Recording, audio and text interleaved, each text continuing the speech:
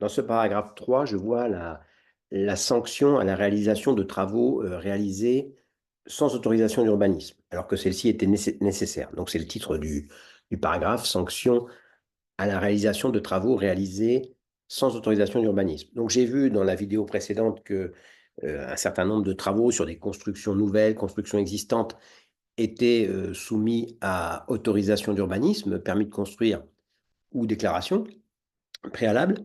Et donc, que se passe-t-il si le propriétaire, le constructeur, ne respecte pas cette exigence d'autorisation? Alors, il s'expose à des sanctions pénales, portées donc devant le juge pénal, je les verrai plus loin, mais il y a également des sanctions administratives. La première, grand A, impossibilité de raccorder la construction au réseau.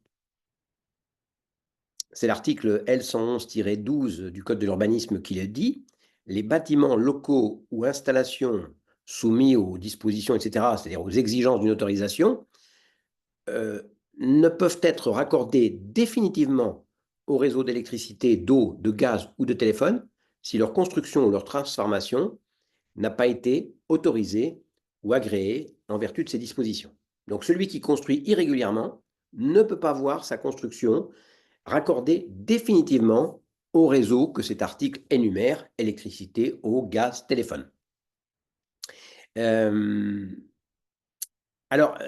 l'ai vu dans une vidéo précédente, le raccordement provisoire est possible. Le problème se pose souvent pour des gens non sédentaires, dans du voyage par exemple, qui disent « je me raccorde provisoirement ». Ça, c'est possible. En revanche, le raccordement définitif n'est pas possible. Donc, c'est assez redoutable. Alors, il faudra cependant qu'il s'agisse véritablement, le juge le vérifiera, c'est assez peu fréquent, mais le problème se pose rarement, mais le juge vérifiera que les travaux étaient bien soumis à autorisation d'urbanisme. S'ils ne l'étaient pas, il ne peut pas refuser le raccordement. Je vous donne un exemple, c'est un arrêt de la Cour administrative d'appel de Douai du 19 mars 2015, numéro 14 DA 00588.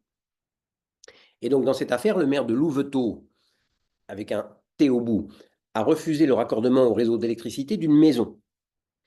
Le propriétaire de celle-ci attaque la décision de refuser le raccordement. Le maire donc s'est fondé sur cet article L111-12, anciennement article L111-6, et la maison il a relevé que la maison est située en zone inconstructible et son accès se fait par un chemin de 700 mètres inaccessible aux services de secours. Donc, il y a deux raisons au moins qui rendent a priori la construction contraire aux règles d'urbanisme. Elle est située en zone inconstructible et elle n'est pas desservie par un chemin, ce qu'exige l'article, je crois que c'est R111-5 du Code de l'urbanisme. Mais la Cour administrative d'appel constate que c'est vrai que le pétitionnaire, le propriétaire, a réalisé des travaux, mais ce ne sont pas des travaux soumis à permis de construire. Il s'agissait de travaux d'isolation intérieure, d'électricité, de plomberie, de carrelage, changement de menuiserie extérieure. Donc ces travaux n'entrent pas dans des hypothèses dans lesquelles il faut un permis de construire. Donc il ne pouvait pas refuser le raccordement. Donc c'est une maison sans doute qui a été construite il y a longtemps dans une zone qui désormais est inconstructible, qui n'est pas desservie par une voie adaptée, mais cette maison existe, elle existe déjà. Et elle n'était pas raccordée au réseau électrique. Et donc, le propriétaire fait des travaux récemment pour la rénover, mais des travaux qui n'exigent pas un permis de construire.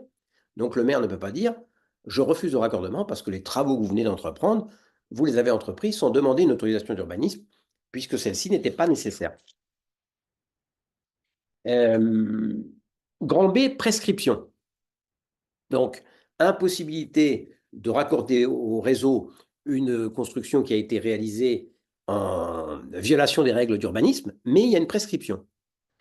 Alors, le Conseil d'État avait posé un principe dans un arrêt du 9 juillet 1986. Madame Talamy, T-H-A-L-A-M-Y, qui est dans le recueil Le Bon, page 201, lorsqu'une personne dépose une demande de permis de construire, elle doit englober, dans cette demande, les travaux qui ont pu être réalisés par le passé sans demander un permis, afin qu'ils soient régularisés. Vous demandez un permis aujourd'hui, cette année, en 2024, pour faire des travaux sur votre maison, eh bien, si des travaux antérieurement ont été réalisés sans demander un permis, alors que celui-ci était nécessaire, il faut les régulariser et les englober dans la demande.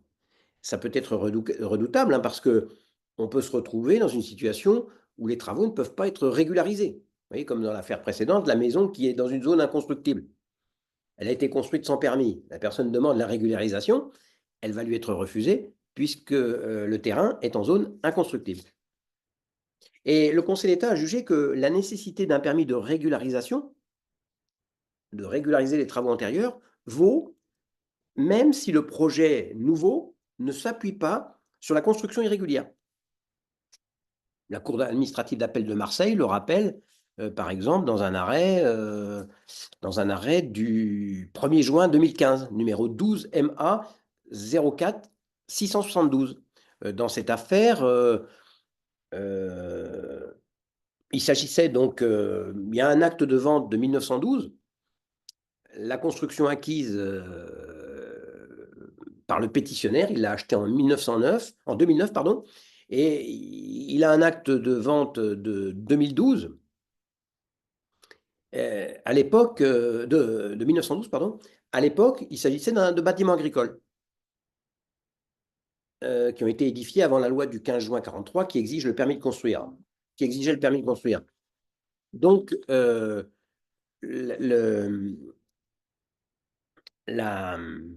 ne peut pas exiger d'un propriétaire qu'il ait obtenu un permis de construire ou ses prédécesseurs avant 43, puisque celui-ci n'existait pas. Mais cette construction agricole a fait l'objet de modifications après 43 pour la rendre habitable, pour en faire une construction.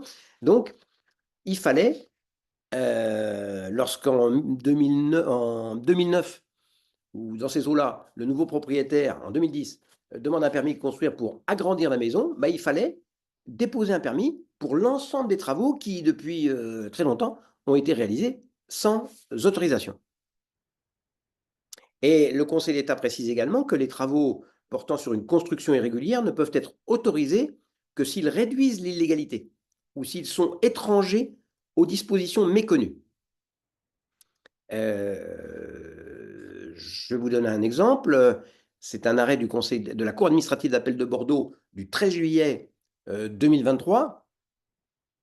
13 juillet 2023, numéro 21 BX 022 53. La préfète du Gers refuse de délivrer un permis de construire pour la réhabilitation et l'extension d'une maison. Elle a eu raison parce que la construction n'est pas réalisée en limite de propriété. Elle doit être à une distance de la limite d'au moins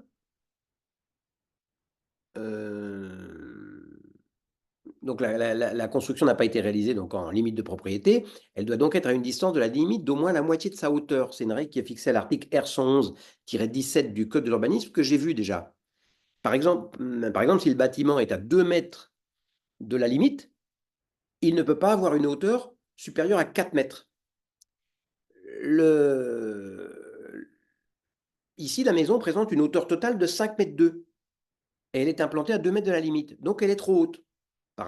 Et donc, le permis vise à agrandir la maison et porter sa hauteur à 5 mètres 60. Donc, vous voyez, la demande de permis ne va pas atténuer l'irrégularité.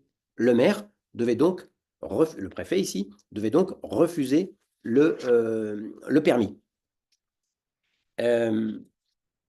Autre exemple, un arrêt de la Cour administrative d'appel de Toulouse du 7 décembre 2023, numéro 21 TL 02 881, le maire de Valros, c'est dans l'Hérault, a refusé de délivrer un permis de construire à un agriculteur qui voulait transformer un hangar agricole en entrepôt. Dans la zone en cause, le règlement du PLU interdit les bâtiments agricoles et les entrepôts. Le hangar agricole n'est donc pas conforme à ces règles. Le maire ne peut donc accorder que des permis qui vont rendre le bâtiment plus conforme aux règles d'urbanisme.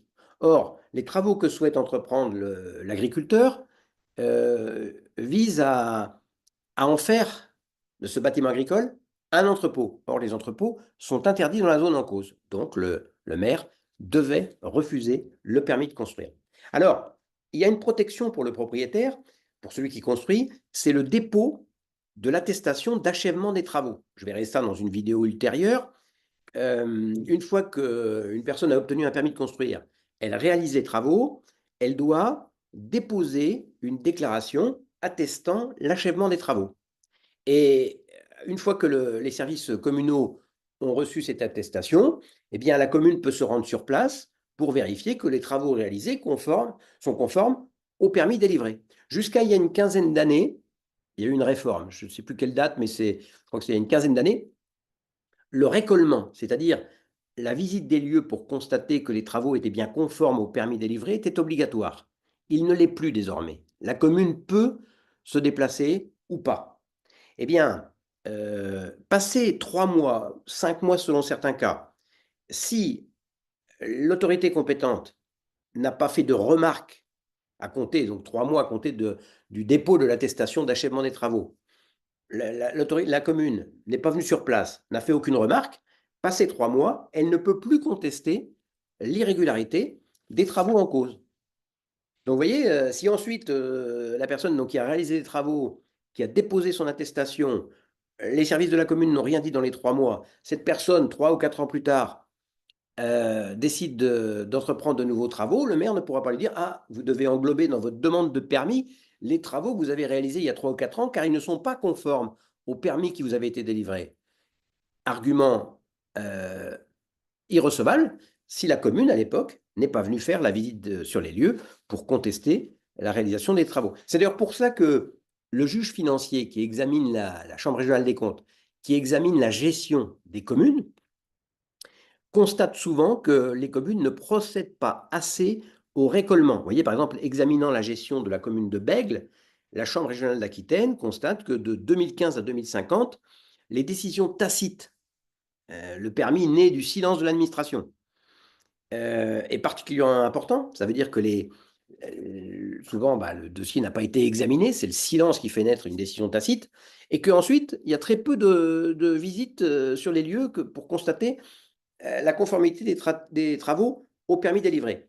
Et la Chambre régionale des comptes juge que ce n'est pas raisonnable, parce que c'est comme ça qu'on constate l'absence, vous voyez, la prolifération des autorisations tacites, l'absence de visite sur les lieux à l'issue des travaux, a pour effet que beaucoup de travaux sont réalisés irrégulièrement. Une précision également, récemment, dans un arrêt du 30 avril 2024, donc dans un arrêt du 30 avril 2024, numéro 472 746, mentionné dans les tables du recueil Lebon, le Conseil d'État a refusé d'étendre la jurisprudence Talami aux travaux en cours.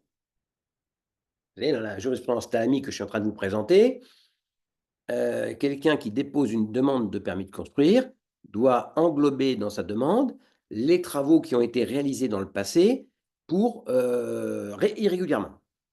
Et donc, dans cette affaire, il s'agissait de savoir si, quand il y a des travaux qui sont en cours, est-ce qu'on peut demander, est-ce qu'on peut exiger la régularisation des travaux réalisés en contrariété avec l'autorisation. Je vous explique les faits. Le 12 septembre 2017, le maire de Dijon délivre un permis de construire permettant la surélévation et l'agrandissement d'une maison, l'extension. Par un arrêté du 12 mars 2018, pris sur le fondement d'un procès-verbal de constat d'infraction réalisé par le propriétaire, c'est-à-dire qui réalise des travaux qui ne sont pas conformes au permis qui lui a été délivré, eh bien, le maire a ordonné l'interruption des travaux, ce qu'il peut faire. À propos de la hauteur d'un mur qui ne respecte pas le permis délivré, ouverture d'une porte, 2 fenêtres, une terrasse. Le constructeur a alors sollicité un permis de construire modificatif pour obtenir l'autorisation de réaliser ces travaux non initialement prévus. Donc, vous voyez, couvrir l'infraction qui a été constatée en 2018.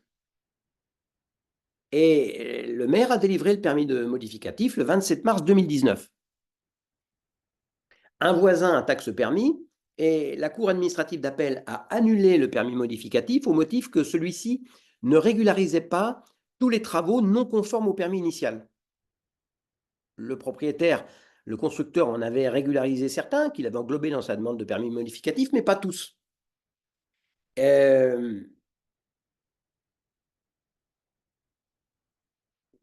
Il a démoli les murs existants car il ne pouvait pas supporter la surélévation, par exemple.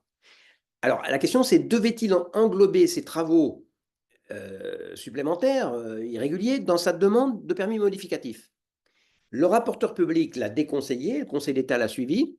Pourquoi? Eh bien, parce que le rapporteur public a fait remarquer que quand il s'agit de travaux en cours, la commune a beaucoup de moyens à sa disposition pour obtenir le respect du droit de l'urbanisme. Ce n'est pas comme les travaux qui ont été achevés il y a un certain temps. Pour des travaux en cours, les services de la commune peuvent exercer un droit de visite et de communication, droit de visite des lieux pour s'assurer que les travaux sont bien conformes au permis délivré. C'est l'article 480-1. Les services de la commune peuvent visiter les lieux accueillants ou susceptibles d'accueillir des constructions, aménagements, etc., afin de vérifier que ces dispositions sont respectées, les dispositions du permis, et se faire communiquer tout document utile. Premier élément. Le maire peut constater l'infraction, comme il l'a fait dans un premier temps. Il fait prendre un procès-verbal qui dit vos travaux ne sont pas conformes. Et puis, enfin, à l'achèvement des travaux, comme je l'ai vu tout à l'heure, le propriétaire va déposer une déclaration d'achèvement des travaux et les services de la commune se rendront sur place et diront attendez, là, il y a des travaux qui n'ont pas été autorisés. Voilà. Donc, c'est pour ça que le Conseil d'État a dit ce n'est pas la peine d'étendre la jurisprudence Talami de 86 à des travaux en cours, parce qu'il y a des moyens d'obtenir la régularisation autre que cette exigence de déposer un permis. Alors, cela étant, l'article L421-9 établit une prescription. Lorsqu'une construction est achevée depuis plus de 10 ans, le refus de permis de construire ou la décision d'opposition à déclaration préalable ne peut être fondé sur l'irrégularité de la construction initiale au regard du droit de l'urbanisme. C'est une prescription qui a été établie dans les années 2010 dans une loi, je crois, de 2006. Donc, il y a un moment où on oublie les irrégularités. Dans ce cas-là, donc, le propriétaire n'aura pas à englober dans sa demande de permis qu'il fait aujourd'hui, parce qu'il entreprend des travaux nouveaux, des travaux irrégulièrement réalisés par le passé. Cela étant, il y a des exceptions à cette règle. Il y a des cas où il n'y a pas de prescription. Je vous les donne. Pas de prescription lorsque la construction est de nature, par sa situation, à exposer ses usagers ou des tiers à un risque de mort ou de blessure, de nature à entraîner une mutilation ou une infirmité permanente. Donc, ce n'est pas simplement un risque de sécurité. La construction irrégulière peut causer un danger de mort. Deuxième exception, pas de prescription lorsqu'une action en démolition a été engagée dans les conditions prévues à l'article L480-13. C'est-à-dire que les services communaux savent qu'il y a infraction, qu'il y a une construction irrégulière, et ils ont déclenché une procédure pénale pour obtenir la démolition. Troisième exception, lorsque la construction est située dans un parc national, un site classé. Toujours pareil, on cherche à protéger ces lieux, donc la prescription ne peut pas jouer quand il y a une construction irrégulière. Autre exception qui est logique, pas de prescription lorsque la construction est située sur le domaine public. Parce que vous avez vu, en droit administratif des biens, que le domaine public est imprescriptible. Il ne peut pas naître de prescription sur le domaine public. Enfin, la prescription, pardon, ne peut pas faire naître un droit sur le domaine public. Et, exception très importante, l'exception ne vaut pas, la prescription ne vaut pas lorsque la construction a été réalisée sans permis. Donc, on peut obtenir le droit à l'oubli quand une construction a été irrégulièrement réalisée, elle ne respecte pas l'autorisation d'urbanisme qui a été délivrée. En revanche, si on a construit sans permis, il n'y a pas de prescription. Même si c'était il y a 20 ans, il y a 30 ans, il faudra englober la construction dans la demande de permis que l'on fait aujourd'hui si on veut construire. Alors, cela étant, une précision, cet article doit être entendu strictement. Il dit qu'il n'y a pas de prescription pour les travaux réalisés sans qu'aucun permis n'ait été obtenu alors que celui-ci était nécessaire. En revanche, si les travaux étaient soumis à déclaration préalable et que celle-ci n'avait pas été demandée par le constructeur, la prescription peut jouer, puisque l'article en cause indique qu'il n'y a pas de prescription si les travaux ont été réalisés sans permis alors que celui-ci était nécessaire. L'article ne dit pas pas de prescription si les travaux ont été réalisés sans l'autorisation nécessaire. Alors ça oblige naturellement le juge à reconstituer l'avis, les étapes qu'a connues une construction. Vous voyez, par exemple, je vois, c'est un arrêt de la Cour administrative d'appel de Marseille du 18 janvier 2018, numéro 17 MA 00507. Donc, dans cette affaire, c'est une construction initiale du 19e siècle. Donc, à l'époque, il n'y avait pas de permis de construire, hein. Le permis de construire a été créé par une loi de 43, donc on ne peut pas reprocher à quelqu'un qui a construit en 1910 de l'avoir fait sans demander un permis, puisque celui-ci n'existait pas. Mais il apparaît dans un acte de vente qu'il s'agit d'une maison avec un rez-de-chaussée, seulement un rez-de-chaussée avec un grenier. Et puis, il y a un document des services fiscaux de 1970 qui montre un bâtiment avec un étage maintenant. Il y avait un rez-de-chaussée en 64, maintenant il y a un étage, sans qu'on trouve le trace d'un permis de construire. Et entre 64 et 70, naturellement, le permis était nécessaire. Il y a un compromis de vente en 2003 qui décrit la maison, et elle est encore plus volumineuse. Et donc, quand en 2004, le propriétaire actuel dépose une déclaration de travaux, eh bien, il doit englober dans sa demande des travaux antérieurs parce que ceux-ci étaient soumis à permis de construire. Et ils n'ont pas été. Et le permis, il n'y a pas de trace de permis de construire. Si ça avait été des travaux qui auraient dû être entrepris sur le fondement d'une déclaration préalable, dans le dépôt de sa déclaration préalable, il n'aurait pas dû englober ces travaux. Alors, vous voyez, par exemple, Cour administrative d'appel de Marseille, 23 juin 2022, numéro 20 MA 00181.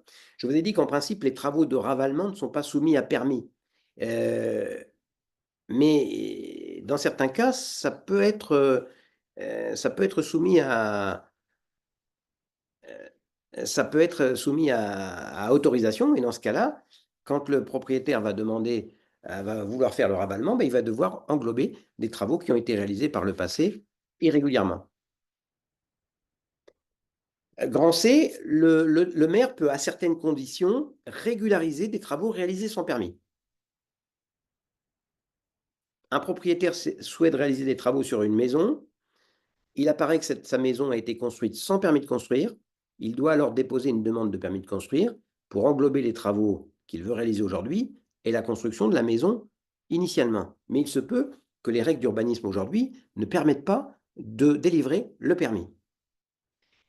Donc, dans ce cas-là, le maire doit refuser le permis. Mais le Conseil d'État, il l'a évoqué la première fois dans un arrêt du 3 mai 2011, numéro 320 545, mentionné dans les tables du recueil Lebon.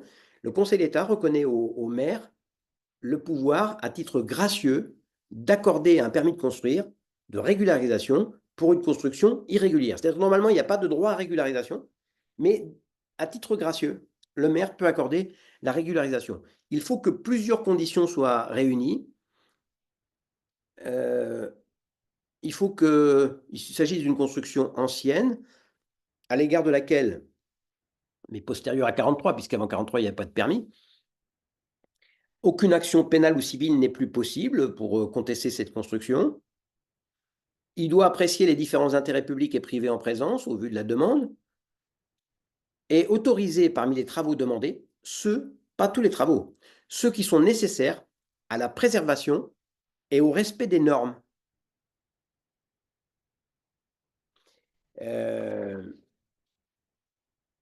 Donc la régularisation, la mesure gracieuse, ne peut porter que sur des travaux permettant la préservation du bâtiment et le respect des normes.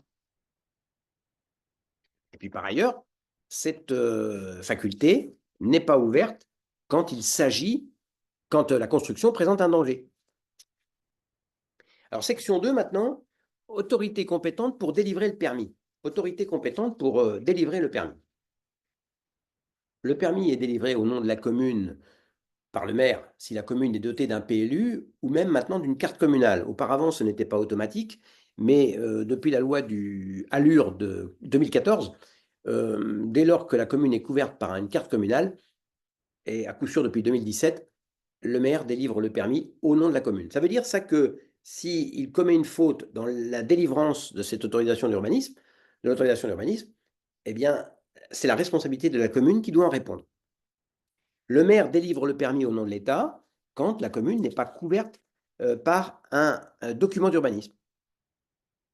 Et le permis, dans cette hypothèse, sera délivré par le préfet s'il y a désaccord entre le maire et le service de l'État qui se charge de l'instruction.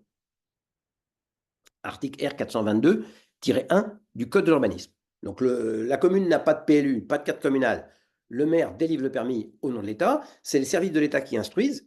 Mais s'il y a opposition, si le maire dit « moi je pense qu'il faut délivrer le permis » et que les services d'instruction ne sont pas de cet avis, c'est le préfet qui délivrera le permis. Exemple, Conseil d'État, 25 novembre 2015, numéro 372 045, mentionné dans les tables du recueil Lebon.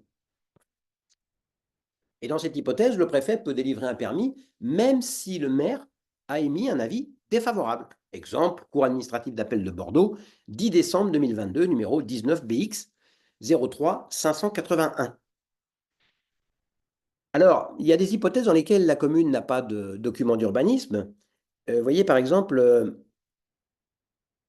il y a soit la commune n'est pas couverte par un document d'urbanisme, elle ne l'a jamais été parce qu'elle est soumise au règlement national d'urbanisme, elle n'a jamais adopté de PLU ou de carte communale, ou la commune a été couverte par un document d'urbanisme, mais celui-ci n'est plus en vigueur, notamment parce qu'il a été annulé par le juge administratif. Et donc, dans ce cas, eh bien, quand le maire délivre un permis, il doit recueillir l'avis conforme du préfet, parce que la commune n'est pas couverte par un document d'urbanisme.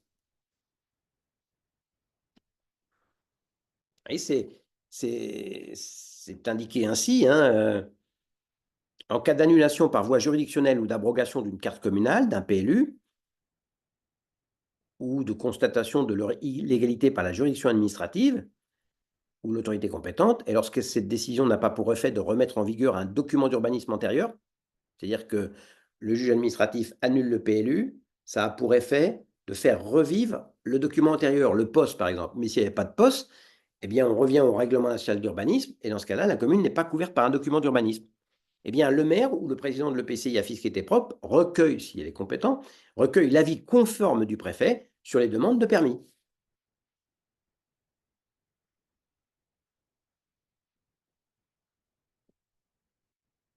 Donc, si le préfet dit « non, moi je suis hostile au projet », le maire doit suivre, il devra refuser le permis. En revanche, si le préfet donne un avis conforme favorable, il est favorable au préfet, le maire n'est pas obligé de le suivre. Exemple, un arrêt du Conseil d'État du 3 février 2021, numéro 434 335.